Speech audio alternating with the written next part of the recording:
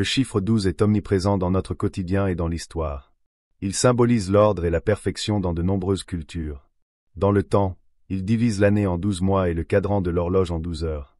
En mathématiques, c'est un nombre particulièrement pratique, divisible par 1, 2, 3, 4, 6 et lui-même. Dans la mythologie et la religion, on retrouve souvent ce chiffre, les 12 dieux de l'Olympe, les 12 travaux d'Hercule ou encore les 12 apôtres de Jésus.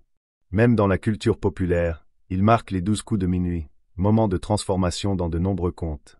Bref, le 12 est un chiffre fascinant, chargé de sens et d'histoire. Bonjour à tous, nouvelle vidéo. Nous allons parler du chiffre 12. Cela va être assez rapide car nous avons notre tableau. Le chiffre 1 c'est la création, Dieu, l'unicité. Le chiffre 2 c'est l'eau, la reproduction, la parole, etc. Si on assemble ça nous donne la parole de Dieu. C'est aussi simple que cela. 12 veut dire la parole de Dieu, l'émancipation de Dieu ou la grandeur de Dieu. Quand on dit 12 mois littéralement, la parole de Dieu des mois. Si on traduit mois par 4 ça nous donne 124. Traduction, la parole de Dieu est sacrée. Car le chiffre 4 désigne le soleil, la lune, le temps, le calendrier. Si on traduit les 12 tribus d'Israël ça nous donne comme traduction la parole de Dieu est en Israël. C'est-à-dire l'Afrique car souvenez-vous que Israël représente l'Afrique. Je fais exprès de pas traduire Israël car c'est un terme qu'on traduira plus tard. Donc les 12 tribus d'Israël veut dire littéralement la parole de Dieu est en Afrique. On pourrait aussi dire la parole de Dieu est en l'homme noir. Il y a 12 mois, 12 signes du zodiaque et 12 tribus d'Afrique. N'y a-t-il pas pour vous une coïncidence? Peut-on dire que les zodiaques égale mois égale tribu? Telle est la question. On ira étudier cela dans une prochaine vidéo. Le calendrier se compose de 12 mois. Telle est la parole de Dieu dans le Columna dit le Coran en latin et dans Bible dit la Bible en latin. Souvenez-vous que pour faire un calendrier d'après les livres sacrés c'est 12 mois et 4 mois sacrés. Nous avons vu que les 4 mois sacrés sont par rapport au soleil. C'est-à-dire les équinoxes et les solstices. Ce qui nous donne le printemps, l'été, l'automne et l'hiver.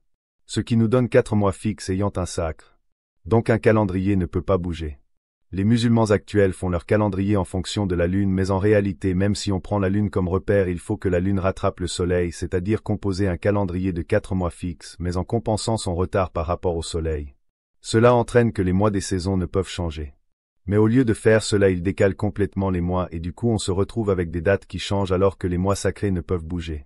Ils se retrouvent donc à faire le ramadan en décalage par rapport à la réalité car le ramadan est un mois fixe et qui est en rapport avec le chiffre 4. Le ramadan est le mois du soleil. J'en ai déjà trop dit. On verra cela bientôt de toute façon. Mais bref, on arrête ici pour notre petite analyse. Si on lit Bible, on s'aperçoit que le chiffre 12 est un chiffre béni. Quand Dieu l'utilise, c'est toujours pour désigner l'Afrique qui est sa parole. Car sa parole est en la langue de l'homme noir. Pour bien désigner qu'elle prime toujours par rapport à quiconque. C'est donc pour cela que nous avons 12 mois. On peut également dire que cela représente l'homme et la femme. C'est-à-dire le couple d'Ouama et Awadi. Adam et Ève en latin. On pourrait ajouter et même souligner que ça représente l'Afrique qui est le chiffre 1 et le chiffre 2 l'Amérique du Sud. On s'arrête ici car il y aurait encore beaucoup à dire. Étudions, étudier. Ciao, ciao.